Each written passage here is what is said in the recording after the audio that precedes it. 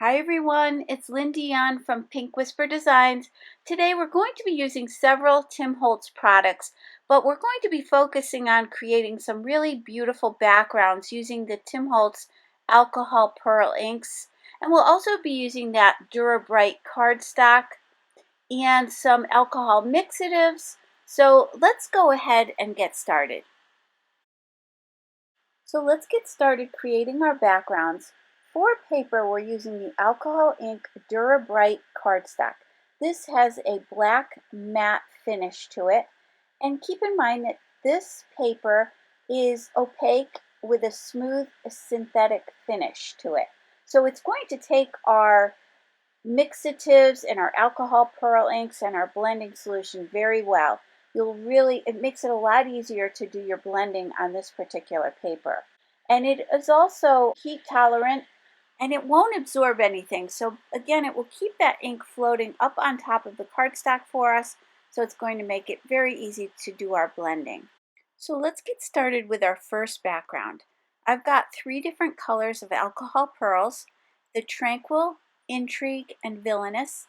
And you do want to make sure you shake these really well before you get started. There's a little ball in there, so make sure you mix these up quite well. And then we can go ahead and start applying our inks. Now I'm also going to be adding a silver mixative, and this will give it a nice metallic look here and there on our background.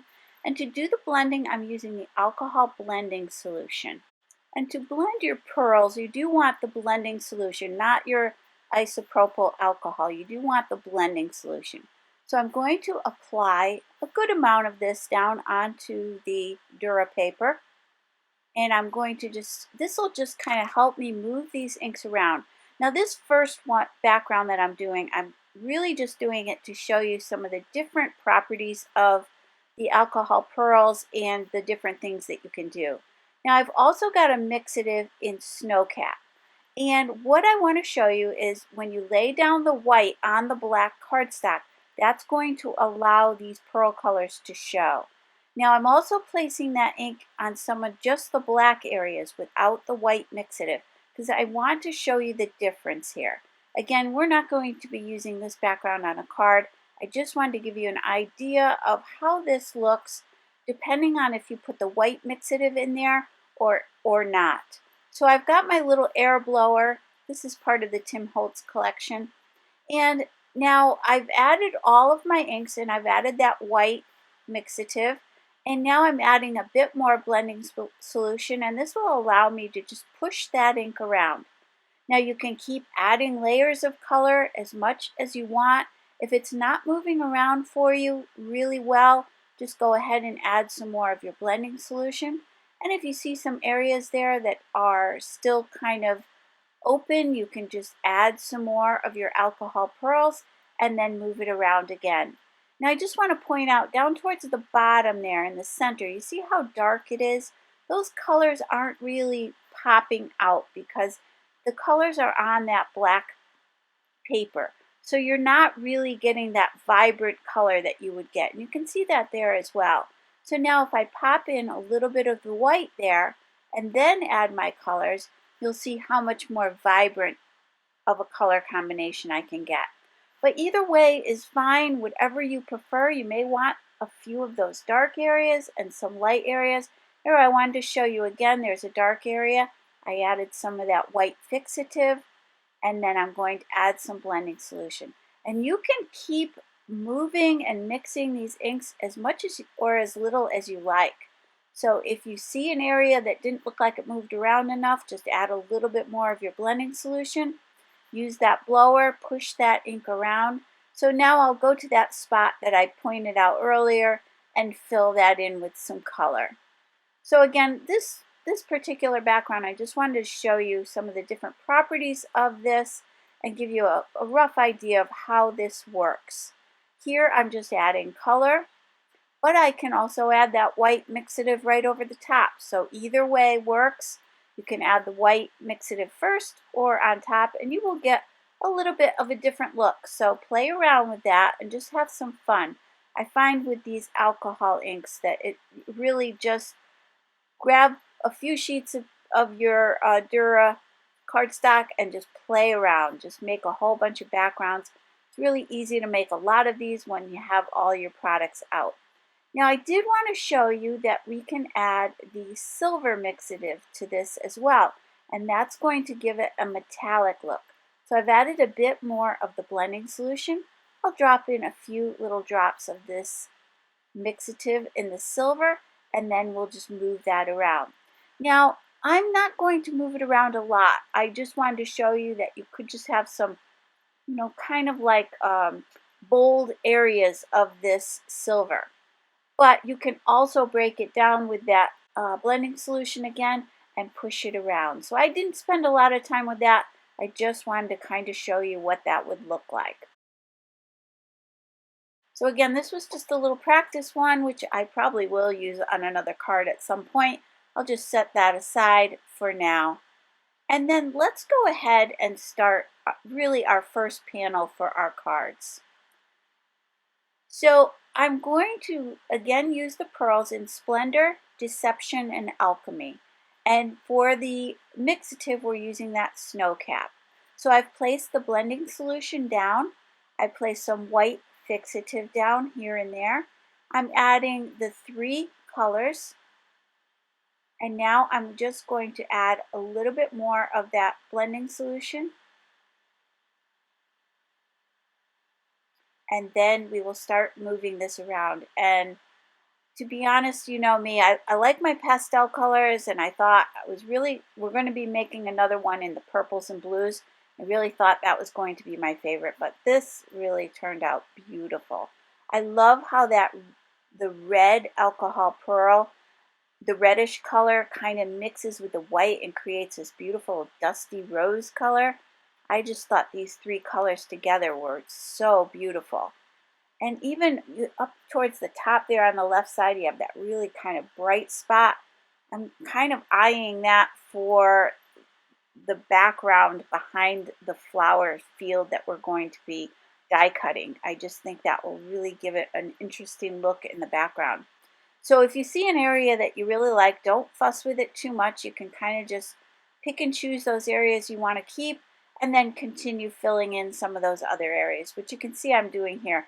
I just had a little too much black there, and I just wanted to fill that in, and I really wanted to get some more of that dusty rose color. I just thought that was so beautiful.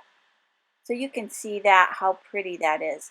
It might stick to your glass medium matte a little bit, so I have my pick tool, and I'm just going to lift that up. And let's set that aside to dry. And now we'll go ahead and create the second panel for our second card. Again, I've got the Villainous, the Celestial, and the Intrigue. And we're going to be using that silver mixative again. Now, there's the snow cap. And again, you do need the snow cap for the black cardstock because that is going to make these colors really pop out. So let's add plenty of that blending solution, and then we'll start off with that mixative again. And we'll start adding our colors.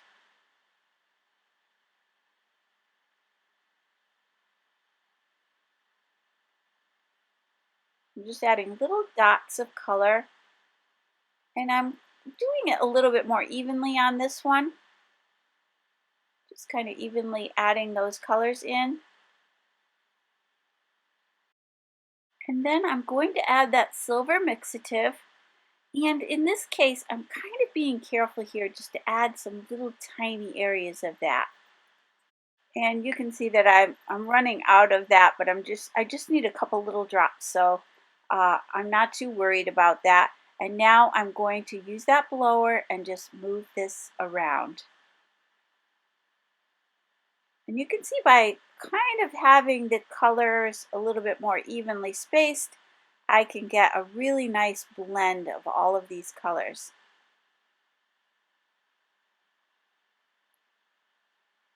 And again, this blower makes it really easy to move these inks around. You get a really nice blend. You can really push them around. And I know there are some artists out there that do amazing things with these alcohol inks. They can create flowers and insert specific designs with this. I'm not going for that. I'm just randomly applying some of these inks and colors.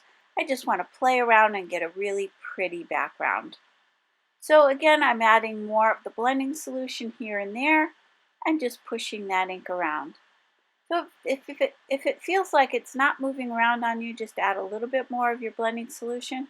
You can always add a few more of your pearls and just get a nice blend.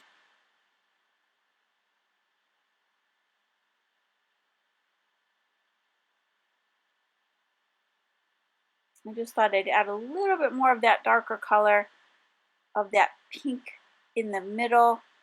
And again, I'm kind of keeping in mind what my background needs to look like for my florals.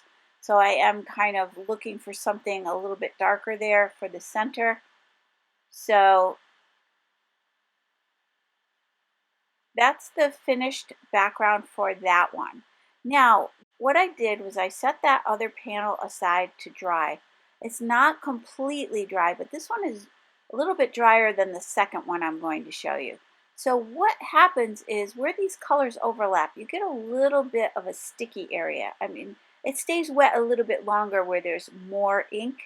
So what I'm doing is targeting those areas, and I've got some foil, and I'm just pressing the foil down onto this cardstock, and it's going to stay, or it's going to get picked up in those thicker areas that are just still a little bit damp, and it will stay attached, and you can see that there. So for that one I did very little. Now on this one it was a little bit wetter when I went to do my foiling, so you'll see I get a bit more of that foiling in the background. And this is really great because it'll foil kind of in the veins. Again, where those inks are overlapping, you'll get a nice foiling, so it's really pretty. Just adds a little bit more interest and dimension to your card or your card panel. And you want to put the foil pretty side up, and then just press down with your fingers and it'll just pick up that foil. So I did gold on that first one, and now we're using the silver. And I'll give you a closer look at that here in a second.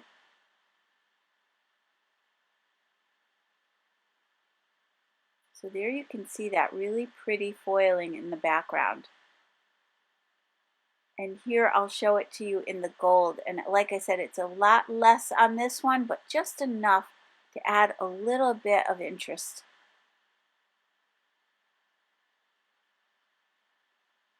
I just love how these backgrounds came out. And then this last one is the one I'm going to set aside, and I'm not using it today, but it does have some interesting areas there where that silver is. So let's go ahead and grab the die from Tim Holtz, Sizzix Thinlits. And this one is just so pretty. It's going to create this beautiful flower background.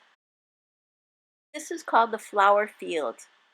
So I've got some black heavyweight 100-pound cardstock, and I've cut this panel across at about 4.5 inches.